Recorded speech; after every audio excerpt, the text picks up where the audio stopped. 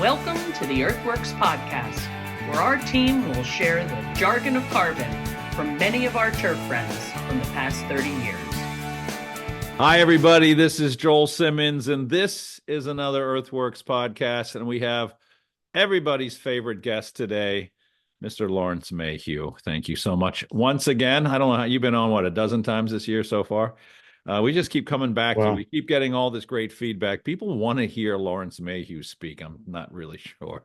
That's just the way it is. You're the star of the podcast. We're talking today because this week, and we are recording on December 2nd, and on December 4th, Lawrence is speaking at the Acres USA conference, which is the premier regenerative agriculture conference in the country. I've spoken at it a few times. Jerry Bernetti was probably one of the stars of Acres for many, many years. I don't even know how many years, Lawrence. You were with him on you guys had done a day-long seminar for a number of years, right? With John Kemp, and the three of you kind of did these series for how many years did you guys do this? We just did it that one time only. Well, Jerry did those 1-day meetings many times. Oh, he did, yes. He did them many times. So you were only with him on once, and with when I was with him and John Kemp, that was a one-off. Yeah. Well, forgot a lot of good reasons, I'm sure, but always good meeting. I mean, I love going to Acres. It always kind of regenerates me. Revitalizes me. Kevin Hicks, our agronomist from the West Coast, is coming out to meet with us. Logan Labs is going to be out there. So we're going to spend some time, and then we're going to go sit in and listen to your talk that is entitled, and I love this talk. I think it's a brilliant concept. Biological carbon fertilizers. I don't know where you came up with that. But Gary Zimmer told me, he says, exactly. I want you to do a presentation on biological carbon-based fertilizers. So that was a while ago. So you've been doing this for a long time. You mean practicing? No, not this particular talk, but the subject matter. When Gary gets you set up, obviously that's what we've been doing since 1988, and working with Jerry. But it's going to be interesting because you're doing this from a perspective of the product developer. So obviously you've worked very closely with me since the passing of Jerry on helping us keeping our product development current. And updating it. And you and I have worked together extensively over the last 3 or 4 years, really doing some pretty phenomenal things. And I will share this with you. And I don't know if you've heard this coming from my mouth, but, one of the reasons why we really kind of keep tweaking the products is to just make sure that the quality control is there. And when you build these complex products like you have built for us, they tend to be, because of their complexity, they tend to be somewhat problematic in the sense that there's so many reactions going on. But I think we had a meeting, an end-of-year meeting just this morning, and we've had virtually zero quality control issues short of folks not rotating inventory. So whatever it is you're doing, from a biological carbon fertilizers product development thing, keep it up because it's working. And I can say, again, comfortably that these formulas that we've been working with are still 10 years ahead of their time, certainly in the turf industry. We've got a lot of guys dealing with liquid fertilizers, and they're mostly salt fertilizers. But what we're doing is really, and I love this title that you threw at me before we got started, the importance of mimicking nature. So let's get into this. What is the premise of this talk that you're giving at Acres, and how hard was it to develop the talk? I mean, did you have a lot of time into it? I'm sure, knowing you put a lot of time into it. I only had about 100 slides. I know the feeling. Well, when I got invited to Acres that same night, I was watching CBS News here, local time 5:30. And it was Eye on America segment, and they were interviewing a Cherokee native, and they threw some things out. And it was a very controversial topic. There was whether or not they should be passing out clean needles to the drug addicts. Oh. But that guy said something that really struck my heart. He said that, see if I can remember this. It was something to the effect of Huawei Dona something bomb. He rattled it off, and I looked it up, and it was those who work from the heart. And that's what I've experienced working in the regenerative agricultural community. I rarely meet a person who's in it for the money. They're really people who work from the heart. And Jerry Bernetti was a good example of that Oh kind yeah, of person. yeah. So what I learned from Jerry was what's the reason behind the reason behind the reason? Why do That goes these things back. work? Why do they do that? Why do they make all these things that none of us can pronounce except Jerry Bernetti? Yeah. He would go on and on and on with these technical things, such as some of the chemicals that plants produce, like 180,000 secondary metabolites. So the emphasis that he would put on his presentations was diversity. So when I got invited to make this presentation, I decided that it's extremely important from a product development standpoint to try to mimic nature rather than just simple little linear things. Nature is extremely complex, and almost everything that's natural in soils, as far as nutrients are concerned, are carbon-based materials. Almost all the nitrogen, all the phosphorus is bound to carbon. So these soil systems are not accustomed to getting linear high salt inputs. And if you study nature, it's kind of difficult to figure out exactly what balance is, but I'm going to take a shot at it. I call it ecological stoichiometry, which is a chemist's way of saying everything is in chemical balance. We just have to know what those balances are. How do we determine them, so forth. And And how does that chemical balance affect the mimicking of nature? I mean, that is nature, right? yeah, and that's what I applied to these products so that they won't crystallize in a bottle, so they won't blow up. The Yeah. stability of natural products is always a big challenge. Yeah. But if I look at how these elements are balanced in nature with other things, then we get a better product, more effective product, and a more stable product, and as a Right. result.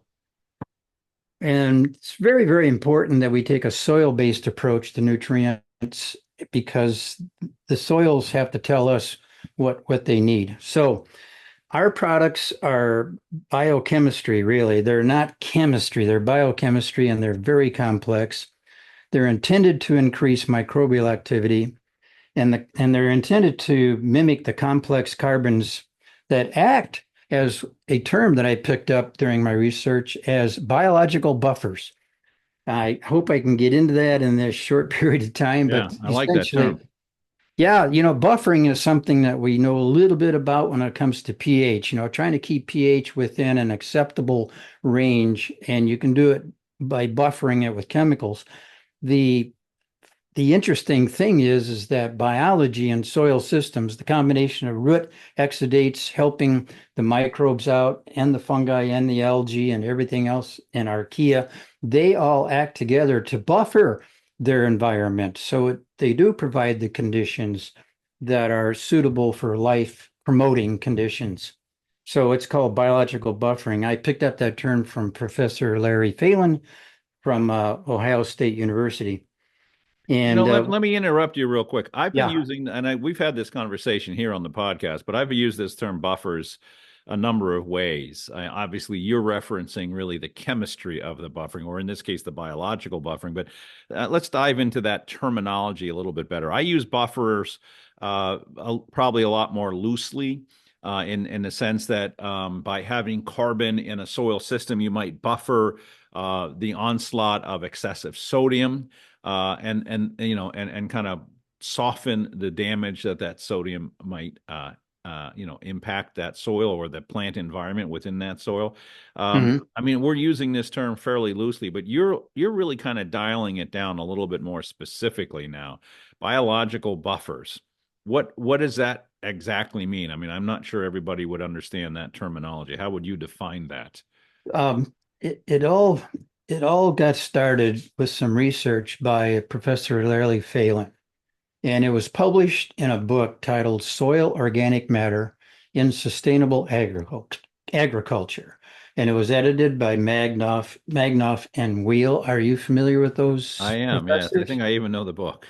I might even Good. have the book. I probably So stole it from Jerry, when but it comes to organic matter knowledge and research, these these two authors really do know how to set the standard. And where The are they chap, from? let's see, I'm not sure. I'm not sure either. Somewhere up there where you live. Okay, East So Coast. I think it's up in the northeast somewhere. Okay, they're domestic. They're Oh yeah. yeah. Yeah, definitely. The chapter that Phelan wrote was called Connecting the Below Ground and Above Ground Food Webs, the Role of Organic Matter in Biological Buffering. So it all got summed up in a graphic that's in that book. It's a beautiful graphic. It shows the effect of three different nutrients on plant growth. And when you look at the graphic, it looks like this giant three-dimensional Right. bubble. Yeah. So Yeah. if you look at the top of the bubble says, when you get nutrients A, B, and C perfectly balanced, you get the optimum growth. But if you back up a bit and look at that graph, you can't help but realize there's a lot of wiggle room in there to anywhere near the optimum is going to work. And his point was if you have sufficient organic matter in the soil, i.e., biological activity, you don't have to nail this exactly right. You can get kind of close on nutrients A, B, and C. And because of the way his graph looks, it's obviously that something is buffering this Right. system. Yeah, otherwise, it'd be one peak like a bar graph, doing, and that'd be it. Uh-oh, you missed. No, the graphic is saying you just start thinking what you think are balanced nutrients and it works. Biological systems are so good at taking over what they truly control what the plant takes in. And that plant control is actually all boils down to microbial activity. I have a slide in the presentation, and back in college, we all studied suberin and the Casparian strips and how they only allow certain nutrients to come into the plant. Turns out nowadays, current knowledge, as of 2021, that's under microbiological control. We were always told in college, oh, suberin and that Casparian strip know how to control nutrients. No, they're under microbial control. Right. Then you couple that with Dr. White's rhizophagy cycle, and you cannot help but realize that this is all under microbial Yeah. control, cooperating with the plant roots. You're talking about Dr. White from Rutgers University, who came out with the Yes. rhizophagy study a couple of Mhm. years ago now, which I think is brilliant. Do you ever see that bucket that demonstrates Liebig's law of the minimum? Yes, the big How lie. do you avoid that? Everywhere Yeah. we go, you see that, right? Yeah. That's gotta go. Yeah. Right. That's Things are under microbial control. And when you oh look at that bucket, there's no indication of balance. It yeah, just, Travis, you're gonna love this podcast. This is gonna be one of the ones you love.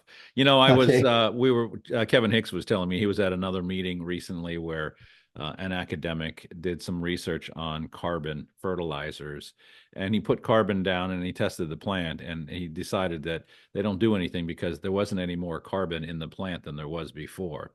Uh, that's not the way we do things. Of course not. But it just amazes me that anybody would even think that would be a reasonable conclusion when in fact, like you said, when was that a book, the Soil Organic Matter book written? How long ago was that written? Do you know? Well, Uh, everything in my reference file is at least 20 years old. yeah. So, I mean, think about this. We're Oh, going oh, back. exactly, Yeah. exactly 20 years to the year. So therefore, a lot of that is thrown out because it's old research, but it's actually not. It's still how soil really works. But like you're saying, and what your talk is going to really be focused on is the how the biological system works, and obviously, in that process, you're mimicking how Mother Nature set this all up. I mean, before we came along, plants fed pretty well, right? I mean, they still got nutrients, and how did they get them? Well, microbes were sitting around feeding Yeah, those look at plants. a forest, any Right. forest, a Yeah. prairie. Yeah. So I Uh, think you did a nice job there of defining that buffer. So really what it's doing is it's giving us a little wiggle room, right? So yes, I mean the system doesn't have forgiveness. to be perfect because a biological system is a dynamic system. It's not a reductionist system. So we're never going to be, totally quantitative in that sense. So which makes it a little bit more difficult to quantify. And it's I think why academia struggles with it is because it's very hard to reduce it down to one little element. But continue on with your, tell us more about what you're going to be talking about this week at Acres.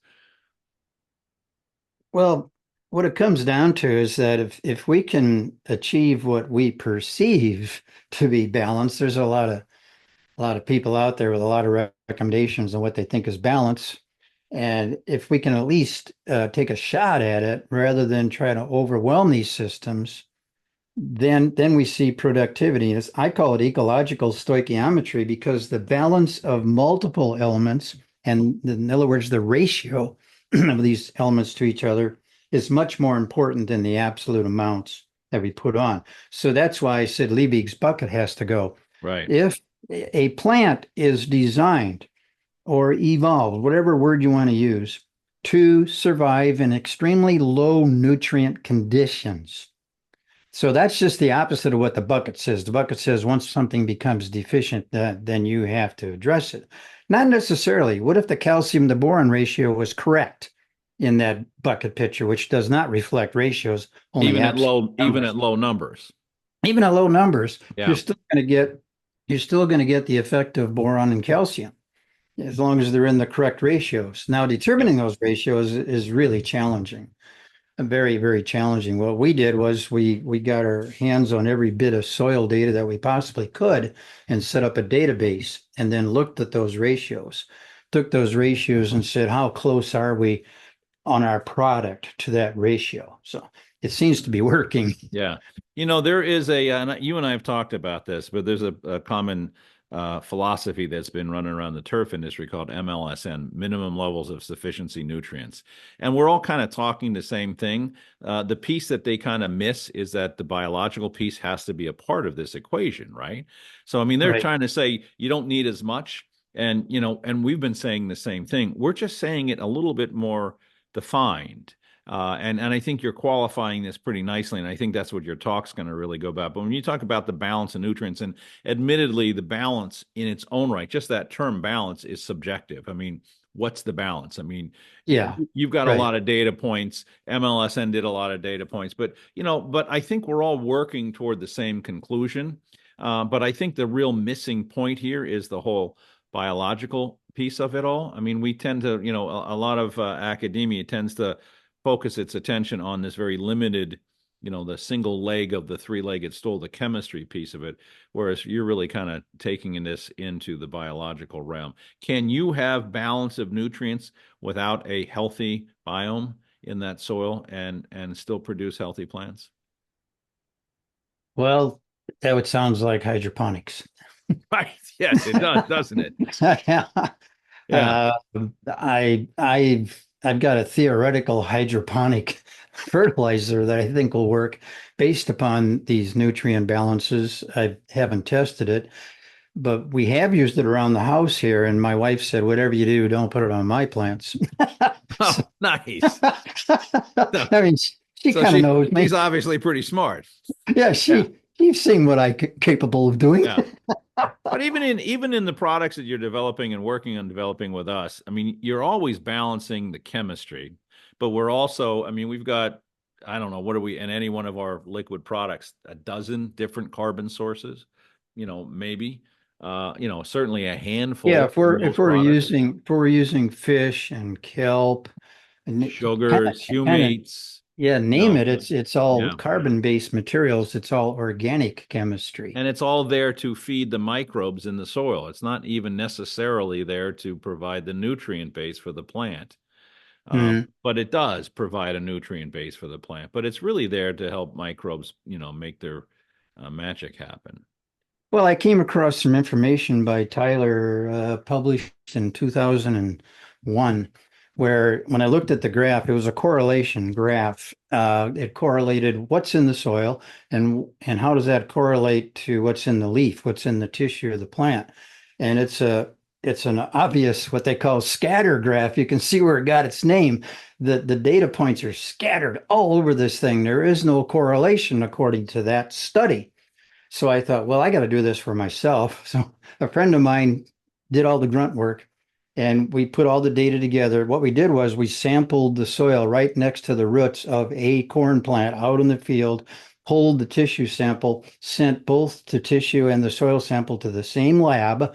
So there was no variation there. And guess what the correlation results said? Take a shot at it. Well, I have no idea. Help us, enlighten us. If you said I there have an is no idea. if Yeah, you said there's no correlation between what's in the soil and what the plant takes up, you would have answered correctly. yeah, That confirmed two other studies that I saw. So I did it myself, proved myself. Now we did it during the season when there was no fertilizer being applied. So that didn't mess things up. So we actually were measuring the stable nutrients in the soil compared to what the plant takes up. It's under biological control. That's why right. it's not So straight explain that chemistry. in some more detail, though. You're saying that what's in the soil is not correlating to what's in the plant. So how's it getting into the plant? What's the mechanism? What's happening? Well, I touched on it. I said that if, we were told in college that there's a suberin and casparian strips that control this. Now we find out that's under microbial control. Now we got Dr. White's information saying plant root meristems eat soil microbes. They Yeah. take them into the root and they strip them of their nutrients using reactive oxygen species, which is just kind of insane because those are extremely toxic materials. Yeah. And somehow the plant knows how to control all that. And Buffer. then we were taught that these root hairs sticking out of these roots are actually there to take up more nutrients. And it's the other way around. They're spitting out the microbes back into the soil environment intact, healthy microbes. I don't think anybody will ever be able to explain how that's done. It's almost like a miracle. So here we got plant roots eating microbes for nutrition, putting the microbes back out in the soil. Wow, how much more proof do we need? It's Yeah. like as we go forward in our lifetime, the evidence is piling up and piling up every time saying, look, this is under microbial control. It doesn't have a lot to do with how much we put on, but it has a lot to do how we balance these materials because that's just nature. And the life of that biome, the health of that Mhm. soil biome. I mean, they have to be part of the process, and that's where a lot of agriculture, even turf management, has failed, is that they're not addressing the soil biome. Well, when I got hired by Gary Zimmer, my interview didn't go very well. So, What do you know about so humates? yeah. Nothing. What do you know about rock phosphates? Nothing. Do you have a degree in agronomy? No. It wasn't looking good. You're hired. And Gary Zimmer jumps up and says, "Great, no bad habits." So that started a career. And I was really shocked at some of the things I was seeing in agriculture. As a trained chemist, we're taught, for example, to look at the molecular concentrations of things, not percentage of weight or not Yeah. ppms. Ppm really threw me off when I got involved in agricultural chemistry. What's a part? What's a million? A part of a part. What are you guys talking about? I mean, we were trained to look at molecular, molar concentration because a pound of lead does not look anything like a pound of feathers, but Right. you still have a pound, right? That's weight-based chemistry, which is not even chemistry. We don't even look at weights. We look at stoichiometry. We look at the balance of things that are going into these reactions. And we look at that, Explain and that balance is stoichiometry. molecular. You keep using the term stoichiometry. Let's Yeah. explain that Okay. in some detail so we all. Okay. How about a little simple chemistry? Good. H2O. I I've think heard of that's that. Hold yeah. on. I'm going to have some. Okay. When it says H2O, are those 2 pounds of hydrogen? No. No. Is that 1 pound of oxygen? No, not at all. Not even close.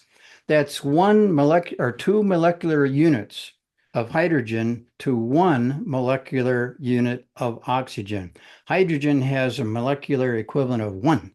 Okay, if you want to talk about weight, and oxygen has a molecular unit of 16.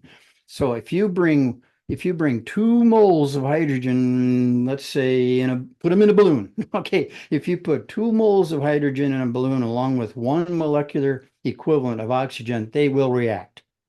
If you bring in 2 molar of oxygen and 2 molar of hydrogen. Now you have peroxide, you have H2O2. Okay, that is stoichiometry. Yeah.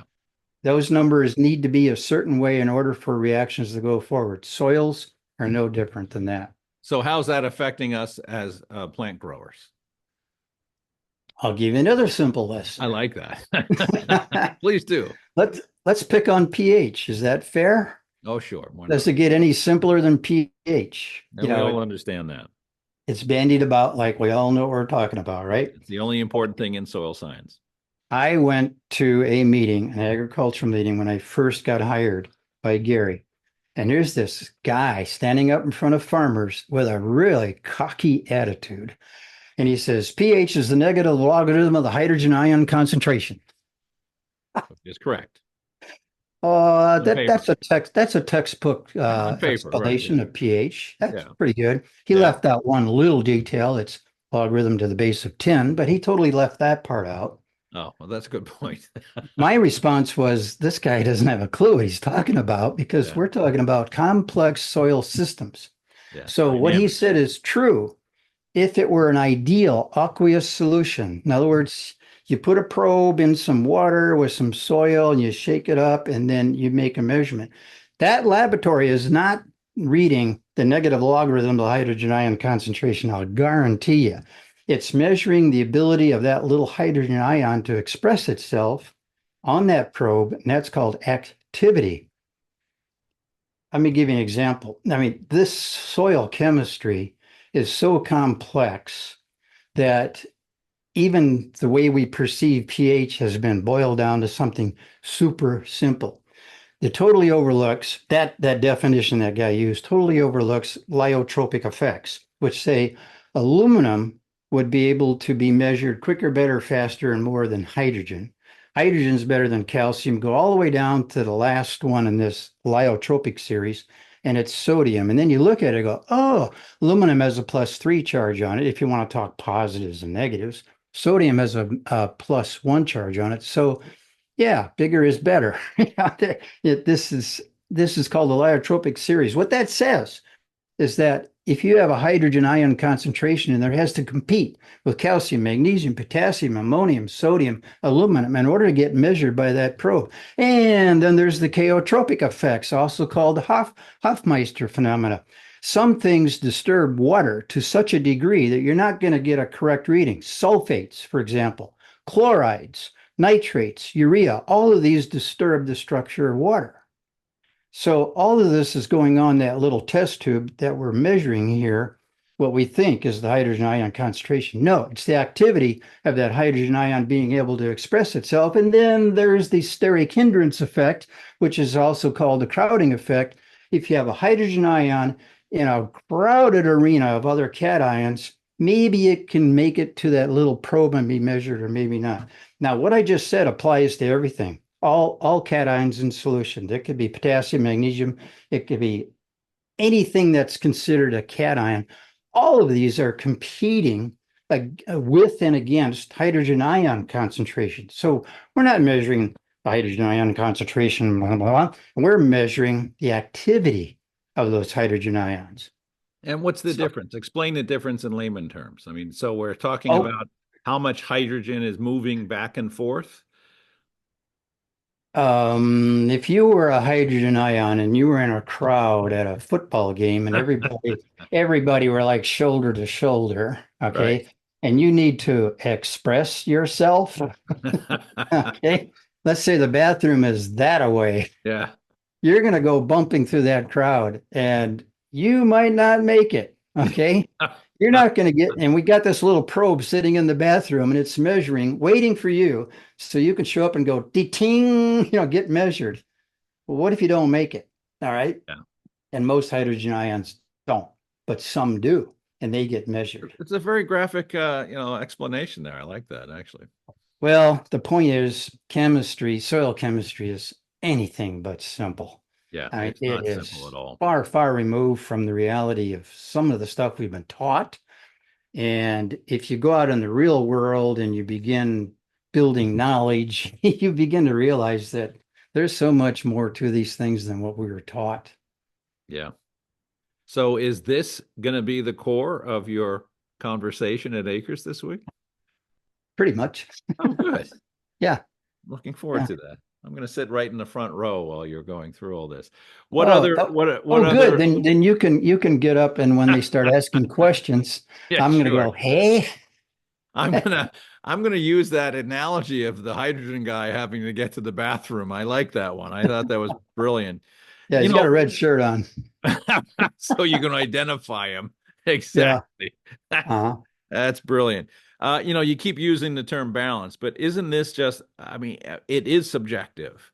So how do we even know what we believe is correct at this point in history? Gary Zimmer always says what works is the truth. You go on farms that are so successful using Yeah, these biological, good these point. regenerative systems, and there's a huge need to be profitable, to put the kids through college, all these sort of things. I don't see that as often in conventional ag as I do in regenerative ag. Yeah, you don't So hardly see it there at is all. there is it's like a niche. Yeah. What is regenerative ag? 1% of all the Yeah. agriculture? Maybe. It's funny you say that. I got a call from a dear friend the other day who was calling before Thanksgiving just to say thanks. And the one comment that he shared with me was, since working the soil, in this fashion, he's noticed that things are a lot easier. Things Yes. are just a lot. I mean, that was the comment. He just said it's just a lot easier now. I'm not pulling hoses as much. I'm not putting out fires as much. I mean, he started, and he actually threw that term buffer at me. He goes, I think I've really finally gotten my soils to a point where they're starting to buffer, Yeah, and there you go. things are working better. He's clearly seeing a reduction of inputs, but he just he's just seen the whole agronomy of what he's doing on a golf course becoming a lot easier. And I found that fascinating. It really speaks to what you're talking about, right? Yeah. Um, I'm thinking also one of the topics is the thing that really drives let's say living systems are enzymes. If we Jerry didn't have loved enzymes. Yeah. what's this? Jerry loved enzymes. He Oh talked about gosh. those a Yeah. lot. Of course, I'm influenced by what Jerry said. Yeah. And he always said, find the reason behind the reason behind the reason, just keep digging, digging, digging. Keep peeling back the onion until you get to an answer. Right. And when it comes to enzymes, if we didn't have enzymes in our system, I'll give you an example. Our blinking of our eyes would take about 12 seconds open and about 12 seconds closed. That would be an eye blink. Wow. That In would be the difficult. absence, in the absence of enzymes. Yeah, your eyes are gonna It'd be hard burn to out. drive that way, wouldn't it? Oh my gosh. Yeah, we wouldn't even be human, would we? No, probably not. That's interesting. No. Explain that. I'd never heard that analogy. Explain that. I mean, obviously, it's just the chemical reactions.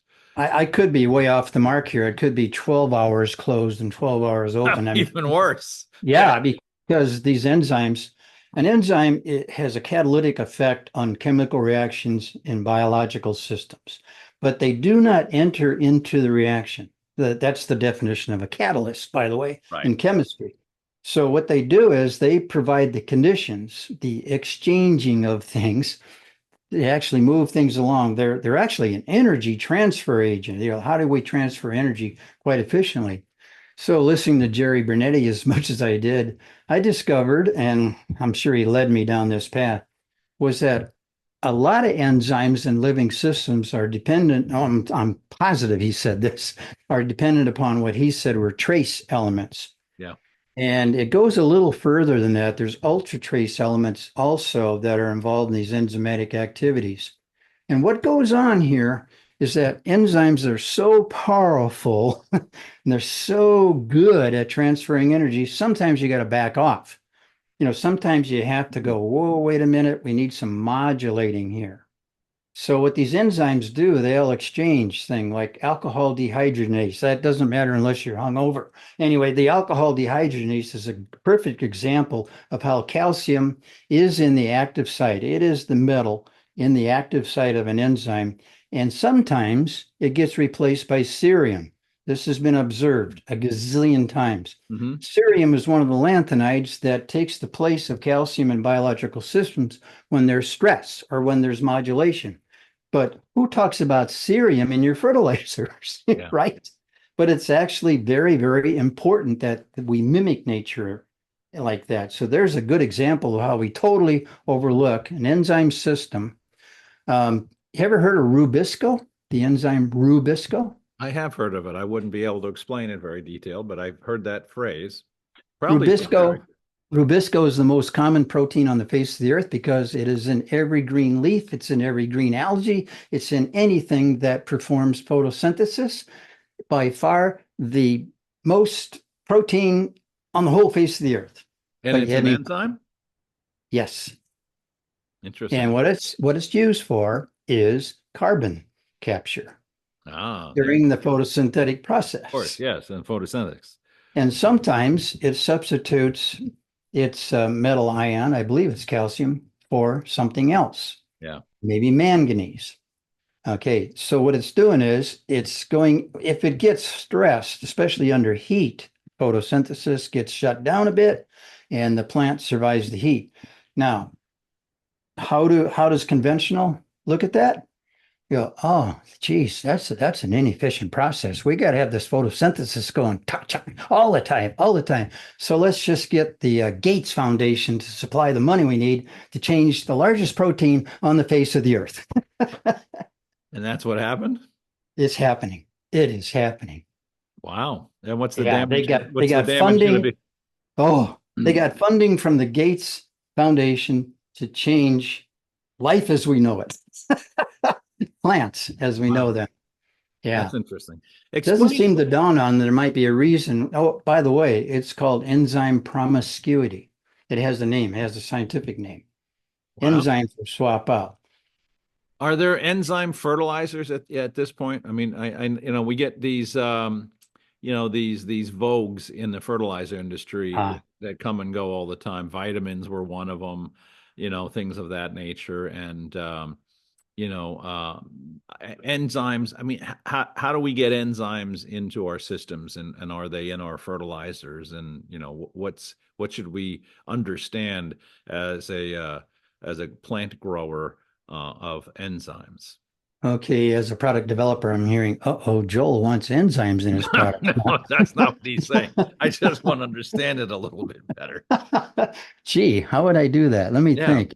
Enzymes are naturally found in living systems. They're I mean, gazillion, here's the zillions example, and of you and I have talked about this. I them. mean, it's a vogue already in our industry.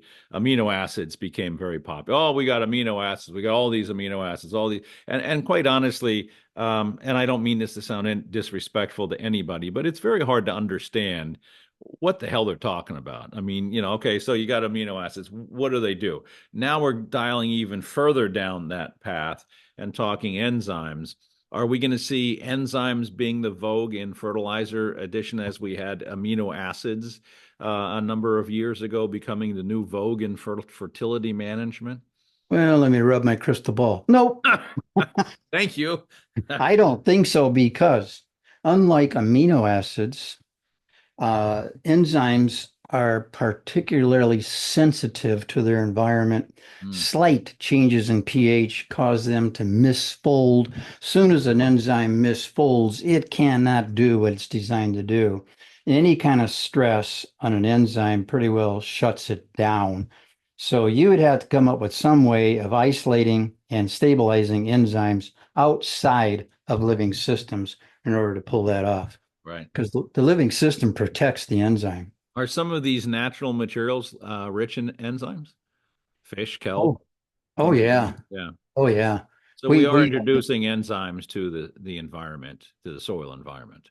yeah, when you look at kelp or fish hydrolysates, they provide a wonderful variety, probably all 20 amino acids. I believe we've detected all 20 in your products We because tested them out. Yeah, maybe even more yeah, than 20, isn't it? Is there only 20? I'm Maybe. only aware of 20. Yeah. Okay. So maybe I'm thinking we were close to 20 if we weren't at 20, but we did do that testing, and yes. But Yeah. again, here's another example. Amino acid technology is as a term thrown around, but I'm not sure many people truly understand what amino acids are doing. I'm Well, sure there's a they know lot of what research on enzymes. proline and alanine and serine and GABA and Yeah. asparagine. And there's a lot of research on individual enzymes, but there's also, and I'm going to show this slide in my presentation, what glutamic acid is a very common ingredient in fish hydrolysates. And once glutamic acid is put into a biological system, such as our soil system, it creates a cascade of reactions that produce other amino acids. And like proline is well known for providing a lot of stress protection in plants. And one of the side effects of actually, now this is just one ingredient, this is just one amino acid Yeah. creating a cascade of reactions. Chlorophyll production is increased also. So the addition of just one ingredient provides all these multiple reactions and cascades, and we go beyond that. That's just one input into these products. That's interesting.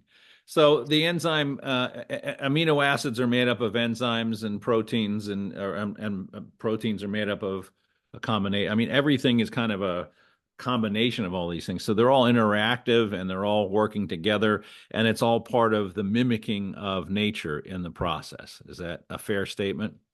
I think so, yeah. I don't want to get real critical, so yeah, we'll let that one. No, go ahead. Be critical. I'm all right. I can take it. Um, I'm just trying to no, help people no, no. understand the process. I mean, it is a complex science that we're speaking of. There you go. Yeah. And I, and again, I guess I don't want to simplify it to a point where it's not providing really the respect that this process deserves. Yeah, because linear thinking, Right. like you Thank you. said, wants to boil things down to a plus or a minus, either happens or it doesn't happen. Yeah. Does it have a charge or no charge? When in fact, it's it's geobiochemistry that we're working with there. Geo meaning we got interactions going on in these soils, Yeah. and that's part of the chemistry too. Yeah. So there's just so much more going on. Uh, I know more about an alfalfa plant than I do grass. Okay. And when you look at the secondary metabolites that are just in an alfalfa leaf, and you can access this on the USDA site for phytochemicals, there's things in there you probably never heard of. All right. Right. Right. I mean, it's just extensive, the list of just what's in that leaf. You might recognize beta carotene. You might recognize limonene. Limonene's really turned into a very popular ingredient for cleaning and antimicrobial treatments, and it What is that? smells. Oh, Limonene, yeah. Okay. it's extracted from oranges, for Yeah, example. it's the smell of citrus, is what it is, right? Yeah. Citrus smell. It's Yeah, what you beautiful smell when you're smell. smelling citrus is limonene. Plants can use it for controlling microbial activity. They want to nail something. They want to back it off. They want to add some more tannin. I'm sure you've heard of tannin. That's a Yeah. secondary metabolite, very astringent, very antimicrobial. And how about this one? If a bug bites into a leaf, the leaf, or at least alfalfa, releases cyanide. Oh, very clever. Very clever. Very But all clever. this goes away as soon as you start adding high quantities of NP and K into that system. That all goes away. And that's because you're disrupting the balance of the uptake of all these enzymes and amino acids and the whole biogeochemistry of what's going on. Right. That plant and that Yeah. plant's dependence upon microbiology Yeah. in the soil system become okay. A plant divides its energy basically two ways: growth or defense, or Yeah. producing these Yeah. secondary metabolites. You And know, as that's soon as you put on large quantities of NP and K, then the growth becomes the number one thing the plant does instead of producing natural defenses. That's the most striking conversation that you hear of regenerative. I think we'll hear a lot of that this week at Acres. Mhm. Farmers that have, Gabe Brown, a great example, who was kind of the rock star of Kiss the Ground, the movie that if you haven't seen, it's a Netflix series and it's wonderful. And Gabe actually worked closely with Jerry for a while, and and a bunch of other folks. But, his farm was very close to being lost. He was a conventional farmer, and he was convinced that there was a better way. And now you look at what his farm looks like. One of the striking things is the insect and disease issues are reduced. We see it in a golf course in an environment that's not nearly as, I don't know how to say this better than natural, since, we're forced to, try to grow grass at a, environment that it doesn't really want to grow at, in soils that it probably doesn't want to be in. But we can still see by getting the soil environment, that, that biome working, we reduce those kind of problems because the plant allows, a certain level of chemistry to fight off its own battles, and instead of having to be sprayed constantly. So it's interesting seeing those kind of things. And again, we'll see a lot of stories like this, and and it's fascinating how regenerative agriculture all across the world. I've been fortunate enough to be traveling a bunch in the last number of years, and everywhere I go, I've been able to see regenerative agriculture. I think you and I have talked about it, and I did a clip on it, I think, on the EarthWorks site for one of the farmers that we met down in South America, where I walked onto the back of his property, and he had a bunch of tanks that were just generating algae for nitrogen, and he had a compost tea brewer, which was fascinating to me. I'm in the middle of the forest, and I know what that is. And I went, he was fairly unique in that. And I walked up to him. I said, is that a compost tea brewer? And his eyes just lit up because nobody knows what that is, but it's starting to come into fruition, which was fascinating. The other thing, I told you this the other day, I had the pleasure of going into Jerry's old office. And of course, it's lined with books. And I just would pull a book off and start flipping through it. And the best part of looking at Jerry's old books was, I wish I had one here to show the entire, every line on every square inch of that page that didn't have type on it had Jerry's handwriting on it, and, and his thought process. And it was fascinating to see, where he was going with all this. But yeah, I mean, so I assume this is going to be the core of your talk, is how all of these things come together. They mimic nature, and some of the chemistry of what some of these guys are doing. Because even the guys that are out there living regenerative agriculture may not know the science of it, may not know the true chemistry of it, which I think you're going to enlighten them on. There's a lot of consultants and successful farmers that follow how would you put this, advice or research of Dr. William Albrecht. And that's what really started this whole thing of balance in these soil systems. And the Albrecht papers are still around. He proved that optimal plant growth, and he noticed later on that even the health of these plants would occur when the base saturation on the colloid system was right around 65% calcium and 15% magnesium. That's on a high CEC soil, but it works. And I've never not seen it work. Now, I've been criticized extensively through my entire career, and recently with our dear friend Travis, who is the smartest man in the room, telling everybody that it's been disproven when it hasn't been. And spitting that stuff out there, but he's stalking us and just on a rampage about why it doesn't work. And it's fascinating that somebody has to spend that much energy spewing his hatred and really getting down on something as simple as this, when in fact, if you've done it, I've done it for 35 years. I mean, and when I say I've done it, I've seen the results, like you said. I mean, when I asked you the question, how do we know balance of nutrients makes sense? It's because you've seen it. And we've, and yeah, can we tweak that? But once we see it working, yeah, we can expand from there. But at least we know we're at the place that we're supposed to be. And that's how about the 800 people that are going to show up at Acres USA this week? Right.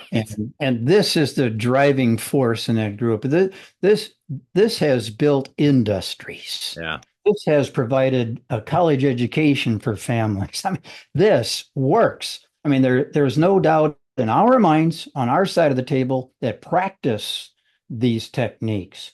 Yeah. because as soon as we get these things out of balance, even if calcium goes higher than 65%, you have problems with your crops. Yeah. Well, And and it's again, it becomes not only a plant derivative thing, it's a physical thing as well. You get an imbalance in there. Now the soil becomes physically the impediment. It's the limiting factor because it becomes tight, compacted. Air and water doesn't go through.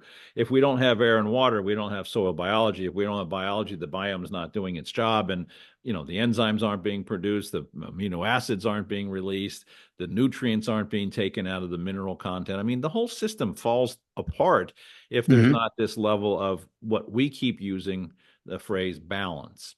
And a balance is Okay. not just a chemistry, it's a chemistry, it's a physics, it's a biology. Well, my point is, he introduced this in 1939. Yeah. Yeah. And it didn't really become, let's say, well known until the 1970s when Chuck Walters, the founder of Acres USA, interviewed Dr. William Albrecht back in the 70s. And Albrecht pretty well told him that this was not accepted by his peers. Not at Not at all. all. Still isn't in some ways, some No, cases. just not. But then Chuck Walters started spreading that information to, let's call it the Ah, eco-agricultural community, yeah. and it just took right off. I mean, there are businesses that have been built on this. There's First time. multi-million dollar revenue Yeah. Oh, yeah. companies Oh, that are yeah. built on this. How can you say that's not the truth? Well, just because it's making money doesn't necessarily mean anything. But the fact is, we see in the field. It's funny. The first Mhm. time I spoke at Acres, I was teaching at Rutgers, and I was using the base saturation model. And Chuck introduced me as the first guy Oh, that ever really? taught that ever taught Ah, base saturation in a university setting, of which I was promptly fired for because they don't believe it seems to work. But again, in our world, in the turf industry, we deal with a lot of low CEC soils, and it doesn't work in low CEC soils, and we know that. ah, We manage it. mhm, We know that it's a whole different environment. mhm. We build a lot of our soils out of straight sand, the greens, capping fairways, soccer fields. I mean, a lot of those soils are manufactured to sand, so we have drainage, and for obvious reasons. And base saturation is not going to work in that environment, but it does on a heavy soil because it affects not only the chemistry affects the physics, which affects the biology, and at the end of the day, what you're going to be talking about this week is Mother Nature and how she does her magic in that soil environment. And Mhm. I'm quite honestly looking forward to listening to you talk about biological carbon fertilizers. I think it's going to be fascinating. Wait, something you cannot say in California. Right, exactly. Oh, there's another one. Yeah, humic acids in California are just driving Oh, me. we're gonna be in Wisconsin, where if you do not have a total of 24% of total nitrogen and soluble K and soluble P, you are not a fertilizer. You are in violation of the law in the state of Wisconsin. And why is that law in practice still to this day? I have to guess it's industry wanting to keep those numbers up there because the Yeah. bigger that number, the higher that number, the more likely you're going to destroy the environment. Well, and they also limit, the organic people, which is what, part. I mean, I can't, Oh, there's a without gag using. order. There's a gag order on organic products in the state of Wisconsin. It's been there since 2014. Yeah, you can't say anything about organic inputs in the state of Wisconsin. You cannot say Um, they work, and here's why they work. You can't say that. It's illegal. so you said you had a silver ball there. Maybe you don't have a. What's the future of that going to look like? What are we looking at these days? I mean, it's clearly a movement, and clearly needed. I mean, we have to find ways. And the other interesting thing about this whole subject is that this is the best single way to sequester carbon, CO2, out of the atmosphere. I mean, we Mhm. can capture and slow down greenhouse gases faster by getting the soil working correctly and bringing carbon back to the environment in the soil so that it has that ability to capture, CO2 out of the soil. Is there momentum here too? Oh, definitely. Yeah. Good. Yeah. Outside of politics, there's a very strong momentum in this Yeah. area. Well, yeah, Yeah. we don't want to talk politics because it makes us want to be Nope. Nope. But but but yeah, I mean, interestingly enough, the last ag bill was actually encouraging and talking about, I mean, they were really talking about carbon sequestration. I mean, and Hmm. Jack Higgins of our team talks a lot about carbon sequestration, and even in the turf industry. I mean, we're one of the biggest cover crops on in the country. I mean, we have thousands and thousands and thousands of acres of grass that is all cover cropped. It's not being plowed under every year where the carbon is kicked out like they do in farm fields when they continually plow. And we're constantly grabbing CO2 out of the atmosphere. So there is some really beneficial advantages to having those kind of cover crops, green cover crops that are constantly pulling carbon out of the air. As long as we don't screw up the soil part of it and start allowing the soil to continue to do its magic, it's really going to, be a thing. I hate to tell you this, Mr. Mayhew, but we have just spent an hour chatting here, and once again, this is the easiest hour I have of my my months when I get a chance to talk to you. It was much like talking to Jerry, and you had this. I remember used to being, I would have to schedule, if I knew I was driving from Easton, Pennsylvania down to Washington, a 3-hour drive, I would call him immediately, get on the phone with him in the car, and I would be hanging up with him as I pulled into my visit 3 hours later. Uh, And every single moment of that was of value and entertaining, and I miss it. And it's been 10 years since we lost Jerry, so it's been a bittersweet, thing going on here. But I look forward to seeing your talk, and I look forward to seeing the whole Acres show. And if anybody's ever, certainly there's a lot of turf guys that go to Acres. I know Kevin Hicks, before he was ever part of the EarthWorks team, used to go, and he'll be with me this week. You'll have a chance oh, to meet that's there great. with Kevin. Uh, Yeah. as a golf course superintendent of 25 years, he always found great value out of it. And a lot of guys that he would work with in the Phoenix area would go into Acres and see some of these talks. And I used to use, when I was teaching at Rutgers, I would use Neil Kinsey's Hands-on Agronomy as my textbook, which was a really basic, very thorough, basic, book. I think if I was to do it again today, I might use Bill McKibben's book to talk about balancing soils. But it's all good, and I'm looking forward to seeing you. I wish you the best of safe travels. Of course, you only got an hour to get there. I got to go through Chicago, so hopefully, Uh, yeah. So hopefully I make it. But thank you once again, as always, for supporting us and being here on the podcast. And I want to thank everybody for listening. I know everybody loves listening to Lawrence Mayhew, so we're going to try to get him back as often as we possibly can. And all I have to do is wind him up a little bit, and he'll just go. And I'm never going to forget the analogy of the nitrogen guy trying to get to the bathroom. I think that's going to be my takeaway for that. If you haven't been a subscriber to the EarthWorks podcast, please do. We'll let you know when Lawrence comes back again, and I wish you the best of holidays as we go into the holiday season. Lawrence, thank you so much for being with me. you're welcome.